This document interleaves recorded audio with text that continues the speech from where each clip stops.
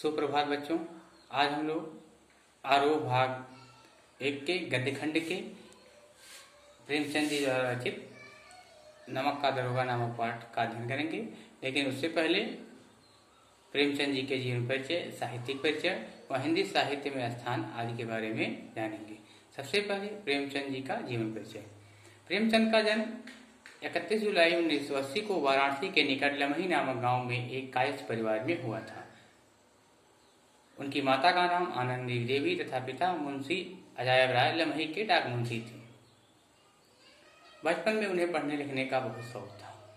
13 वर्ष की उम्र में उन्होंने 43 होशरूपा पढ़ लिया और उन्हें उर्दू के मशहूर रचनाकार रतननाथ सरसार, मिर्जा हादी उसवा और मौलाना सरर के उपन्यासों से परिचय प्राप्त कर लिया। मैट्रिक की परीक्षा उत्तीर्ण करने के बाद वे स्थानीय विद्यालय में शिक्षक नियुक्त हो गए। नौकरी के साथ साथ उन्होंने पढ़ाई जारी रखी। उन्होंने अंग्रेजी, दर्शन, फारसी और इतिहास लेकर इंटर पास किया। बीए पास करने के उपरांत शिक्षा विभाग के इंस्पेक्टर पद पर नियुक्त हुई। 7 वर्ष की अवस्था में इनकी माता का और 14 वर्ष की अवस्था में पिता का देहांत हो जाने के कारण इनकी प्रारंभिक जीवन का समय बहुत ही संघर्षमय रहा।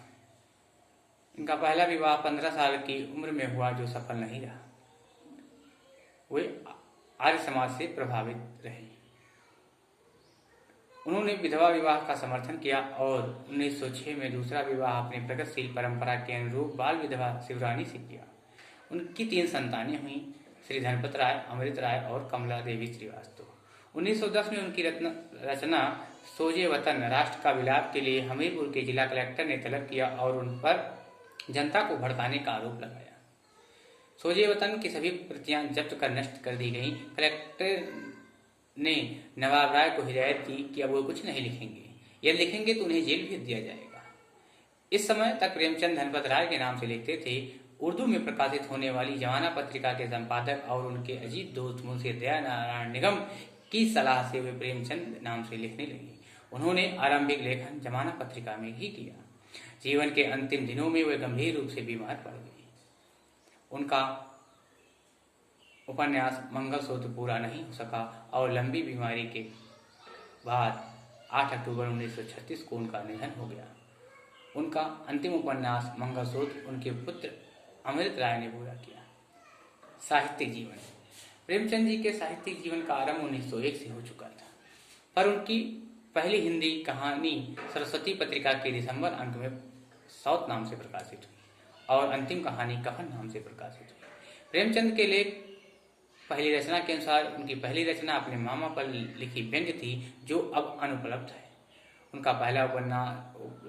उनका पहला उपलब्ध लेखन उनका उर्दू उपन्यास असरारे महाबिद है। प्रेमचंद का दूसरा उपन्यास हम खुरबा व हम सबा, इसका हिंदी रूपांतरण प्रेमा नाम से प्रकाशित हुआ है। इसके बाद प्रेमचंद का पहला कहानी संग्रह सोजे वतन से आया, जो 1908 में प्रकाशित हुआ। देशभक्ति की भावना से ओतप्रोत होने के कारण इस पर अंग्रेजी सरकार ने रोक लगाई थी और लेखक को भविष्य में इस तरह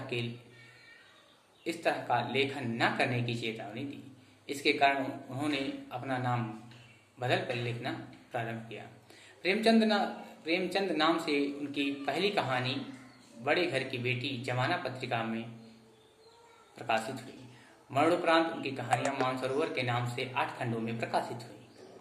महात्मा गांधी के आह्वान पर उन्होंने नौकरी छोड़ दी। कुछ महीने मर्यादा पत्रिका का संपादन का कार्यभार संभाला। 6 साल तक माधुरी पत्रिका का संपादन किया। 1930 में बनारस से अपना मासिक पत्रिका हंस शुरू किया और 1932 के आरंभ में जागरण नामक एक साप्ताहिक पत्रिका निकाला। उन्होंने लखनऊ में 1936 में अखिल भारतीय प्रगतिशील लेखक संघ के सम्मेलन की अध्यक्षता की। उन्होंने मोहन दयाराम भवनानी की अजंता सिनेटोन कंपनी में कहानी लेखक की नौकरी भी की। 1934 में प्रदर्शित मजदूर नामक फिल्म की कथा लिखी और कॉन्ट्रैक्ट की साल भर की अवधि पूरी किए बिना ही 2 महीने का वेतन छोड़कर बनारस आ गए। उन्होंने मूल रूप से हिंदी में कहानियाँ लिखना और उपन्यास लिखना शुरू किया। प्रेमचंद की रचना की दृष्टि विभिन्न साहित्य रूपों में प्रवृत्त हुई है।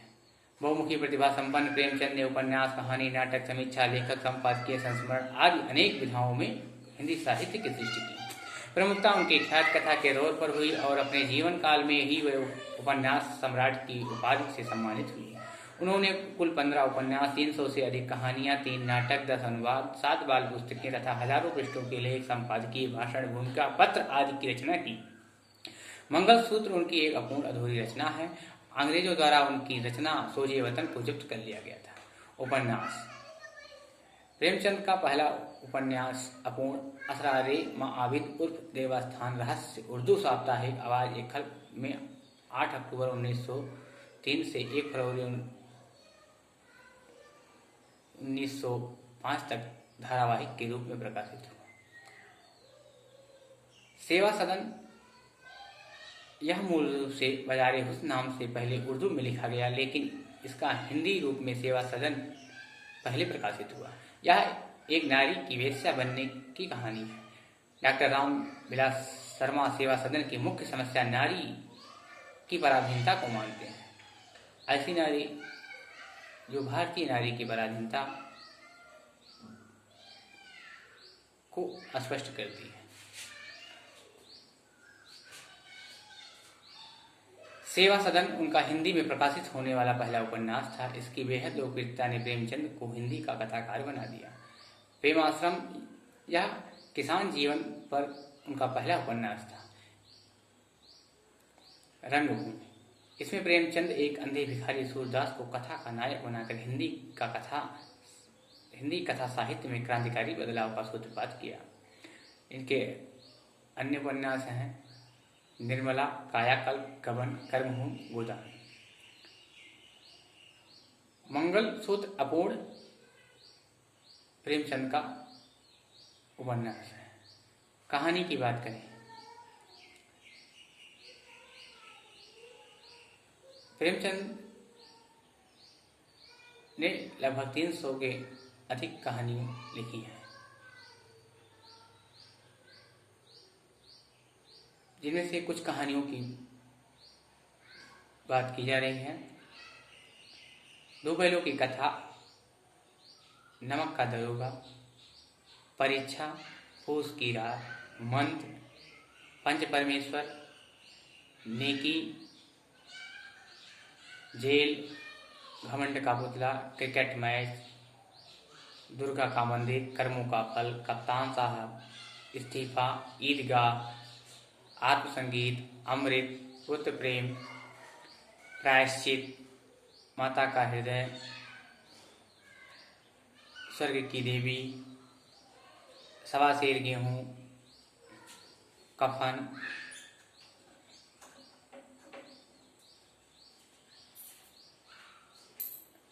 कहानी संग्रह आदि इनकी बहुत सी कहानियां हैं। अब बात करते हैं इनकी कहानी संग्रह की। सप्त सरोज, नवनिधि, प्रेम पूर्णिमा, प्रेम पचीसी, प्रेम प्रतिमा, प्रेम द्वादशी, समर यात्रा, मानसरोवर। मानसरोवर भाग 1 व 2। इनकी मृत्यु के बाद उनकी कहानियां मानसरोवर शीर्षक से 8 भागों में प्रकाशित हुई। नाटक की बात करें तो नाटक संग्राम, करबला, प्रेम की बेटी। निबंध की बात करें, अमृत राय द्वारा संपादित प्रेमचंद के बारे में बहुत से विचार प्रकट हुए हैं। कुछ इनके अनुवाद की भी बात करते हैं। प्रेमचंद एक सफल अनुवादक भी थे। उन्होंने दूसरी भाषाओं के जिन लेखकों को पढ़ा, उनसे प्रभावित हुए, उनकी कृतियों का अनुवाद भी किया। टॉलस्टॉय की कहानियां गाल्सवर्दी के 3 नाटकों का हड़ताल, चांदी की डिबिया और न्याय नाम से अनुवाद किया। उनके द्वारा रतन नाथ सरसार के उर्दू उपन्यास फसान-ए-आजाद का हिंदी अनुवाद कथा बहुत मशहूर हुआ। जीवनी। प्रेमचंद की पत्नी शिवरानी देवी ने प्रेमचंद घर लिखी जिन और उनके व्यक्तित्व के उस हिस्से को उजागर किया जिससे लोग अनभिज्ञ थे। यह पुस्तक 1944 में पहली बार प्रकाशित हुई थी, लेकिन साहित्य के क्षेत्र में इसके महत्व का अंदाजा इसी बात से लगाया जाता है कि इसे दोबारा 1905 में संशोधित करके प्रकाशित की गई। इस काम को उनके ही नाती प्रबोध कुमार ने अंजाम दिया। उनके बेटे अमृत राय ने कलम का सिपाही नाम से पिता की जीवनी लिखी।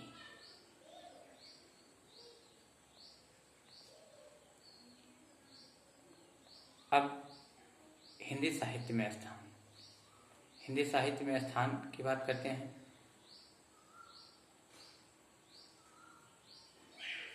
प्रेमचंद का हिंदी साहित्य में अद्वितीय स्थान था। उन्होंने अपने लेखनी के द्वारा हिंदी साहित्य की लगभग सभी विधाओं पर अपनी अमिट छाप छोड़ी है और इस प्रकार से सच्चे अर्थों में वे हिंदी साहित्य जगत के सर्वश्रेष्ठ लेखक, उच्च कोटि के कहानीकार, मूर्धन्य विद्वान, कुशल अनुवादक और एक प्रतिष्ठित उपन्यासकार।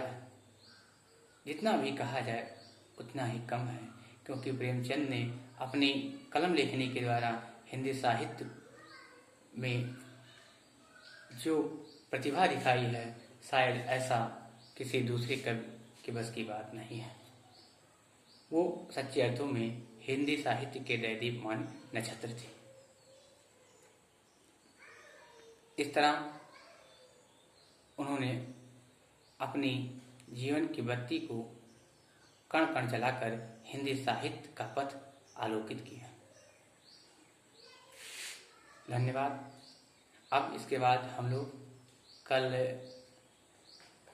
नमक का दरोगा नामक पाठ का सारांश समझेंगे और उसमें जो आए हुए कठिन शब्द हैं उसका अर्थ जानेंगे। धन्यवाद।